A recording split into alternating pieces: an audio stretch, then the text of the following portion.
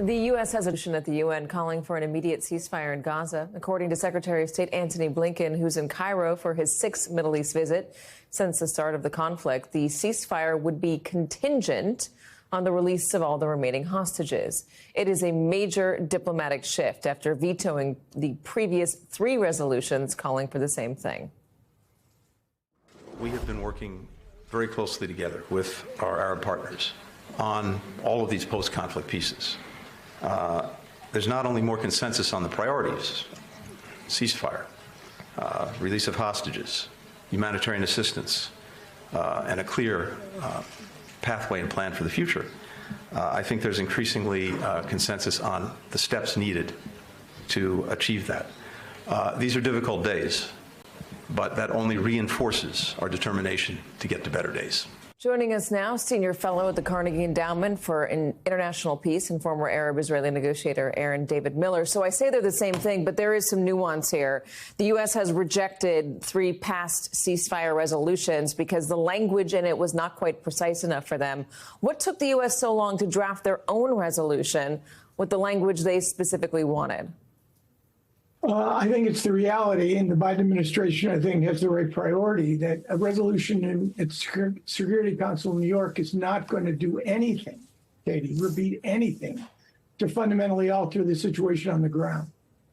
The reality is the only thing that's worth paying attention to right now is not the ground campaign in Rafah. It's not the UN Security Council resolution. It's what's going on in Doha, where CI Director Bill Burns is on his way to link up with Mossad Director David Barnea to continue their indirect negotiations with the Qataris and the Egyptians, with the Hamas senior leadership, or the senior leader, Yahya Sinwar, who is communicating with them. How they're doing this, I have no idea. He's clearly meters below ground in a tunnel under Khan Yunis or even in Rafah.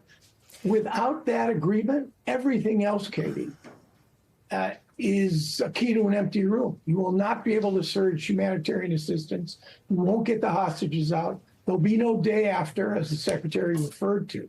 That's the key. And whether or not we are now better positioned, the U.S. Better positioned to basically cut that deal is unclear. Signals are pretty positive because both Israel and Hamas, I think, are under greater pressure. So there was talk a couple weeks ago that the Qataris would expel Hamas leadership from Qatar if they didn't accept this deal, if they walked away from this deal. Is that still a threat that they're working under? Do the Qataris still have that leverage? That and the money, Katie, is what the Qataris have. And it's no small matter for the external leadership, because the external leadership, like the military leadership in Gaza, is going to be on Israel's radar screen.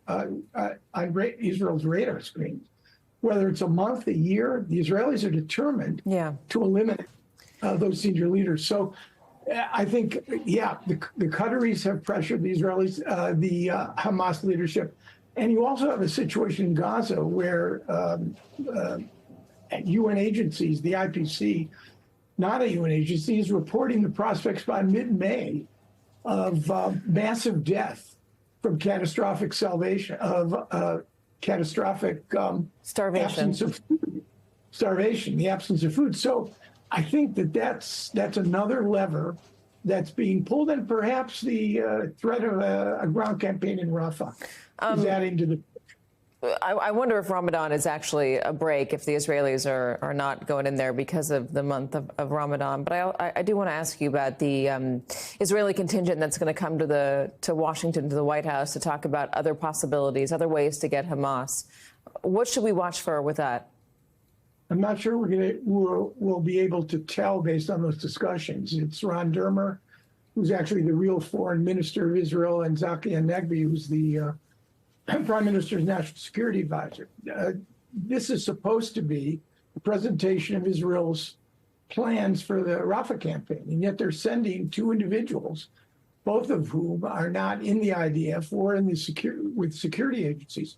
The Minister of Defense is supposed to come to meet with Lloyd Austin sometimes late next week. So what you will hear, I think, after these meetings, whether or not there's any coincidence of views between the administration and the Israelis at Rafah. In any event, I think we're weeks away, perhaps even longer, from any Israeli campaign in Rafah. It takes more planning, and they've got to figure out a way to deal with the humanitarian situation that they face of over 1 million Palestinians who cannot be in harm's way when this, if and when this occurs. If you were giving advice to the Israelis, what would that advice be? On which subject? Rafah? No, on what to do next, on whether they should go into Rafah, on how to actually eliminate Hamas, how to regain standing around the world. I mean, you have an Israeli government, the most extreme and right-wing in Israel's history, led by a prime minister who's on trial for bribery, fraud, and breach of trust, who has conflated his own political and legal travails with what he considers to be the best interests of his country. I can't imagine a worse leader at a time to preside over these critical decisions that Israel is making. And without a new government in Israel, it's going to take time. It's going to be very hard for you and I to imagine any pathway forward to get us out of this strategic cul-de-sac that we're now in. Aaron David Miller, good to have you. One day I want to have this discussion in person so I can ask you the full raft of questions that I always have for you. Thank you so much.